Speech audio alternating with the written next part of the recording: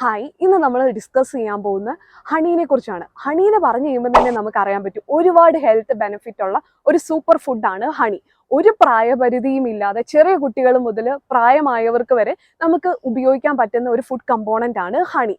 പക്ഷെ ഈ ഹണിക്ക് നല്ല ഹെൽത്ത് ബെനിഫിറ്റ് ഉള്ളതുപോലെ തന്നെ നമ്മൾ ഇത് പ്രോപ്പർ ആയിട്ട് ഉപയോഗിച്ചില്ലെങ്കിൽ നമുക്ക് പലതരത്തിലുള്ള ഹെൽത്ത് പ്രോബ്ലംസിലോട്ട് ലീഡ് ചെയ്യാനുള്ള ചാൻസസ് വളരെ കൂടുതലാണ്.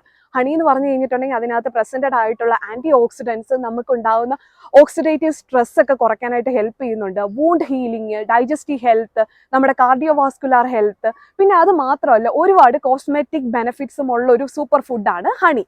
നമ്മൾ ഹണി ഉപയോഗിക്കുമ്പോൾ പ്രത്യേകിച്ച് ശ്രദ്ധിക്കേണ്ട ഒരു കാര്യമാണ്, ഒരിക്കലും ഹണി ഹീറ്റ് ചെയ്ത് ഉപയോഗിക്കാൻ പാടില്ല. ഇതിൻ്റെ ഒരു റീസൺ എന്ന് പറഞ്ഞു കഴിഞ്ഞിട്ടുണ്ടെങ്കിൽ ഹണിക്കകത്ത് ആൻറ്റി ഓക്സിഡൻസ് പ്രസൻറ്റഡ് ആണ്. ഈ ആൻറ്റി ഓക്സിഡൻസ് ഹീറ്റ് ആവുന്ന സമയത്ത് ഈ ആൻറ്റി ഓക്സിഡൻസിനെ ടോക്സിൻസ് ആയിട്ടാണ് കൺവേർട്ട് ചെയ്യുന്നത്. ഓട്ടോമാറ്റിക്കലി ഈ ടോക്സിൻസ് നമ്മുടെ ശരീരത്തിലോട്ട് എത്തുമ്പോൾ നമുക്ക് പലതരത്തിലുള്ള ഗ്യാസ്ട്രിക് പ്രോബ്ലം, സ്കിൻ റിലേറ്റഡ് പ്രശ്നങ്ങൾ വരാനായിട്ടുള്ള ചാൻസസ് കൂടുതലാണ്.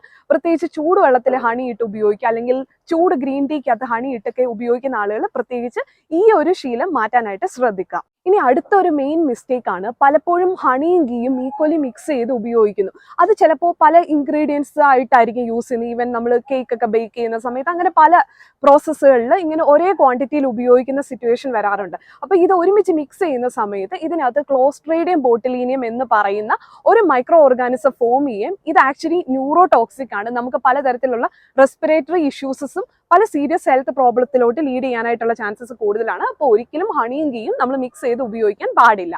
ഇനി അടുത്ത ഒരു മെയിൻ ആയിട്ടുള്ള ഒരു മിസ്റ്റേക്ക് ആണ്, പലപ്പോഴും നമ്മൾ ഹണി ഫ്രിഡ്ജിനകത്ത് വെച്ച് സ്റ്റോർ ചെയ്യുന്നു. ഇങ്ങനെ ഉപയോഗിക്കുന്നത് നമുക്ക് പലതരത്തിലുള്ള ഹെൽത്ത് പ്രോബ്ലത്തിലോട്ട് ലീഡ് ചെയ്യാനുള്ള ചാൻസസ് കൂടുതലാണ്. അപ്പോൾ എപ്പോഴും സേഫ് ആയിട്ട് ഹണി ഉപയോഗിക്കേണ്ട ഒരു വിധം എന്ന് വെച്ച് കഴിഞ്ഞിട്ടുണ്ടെങ്കിൽ നമുക്ക് നോർമലി നമ്മുടെ റൂം ടെമ്പറേച്ചറിൽ ഒരു ഗ്ലാസ് കണ്ടെയ്നറിൻ്റെ അകത്ത് സ്റ്റോർ ചെയ്ത് വെക്കാവുന്നതാണ്. എത്ര നാൾ വേണമെങ്കിലും ഹണി ഇരിക്കുന്നതാണ്. പെട്ടെന്നൊന്നും ചീത്തയാവുന്ന ഒരു കമ്പോണന്റ് അല്ല ഹണി.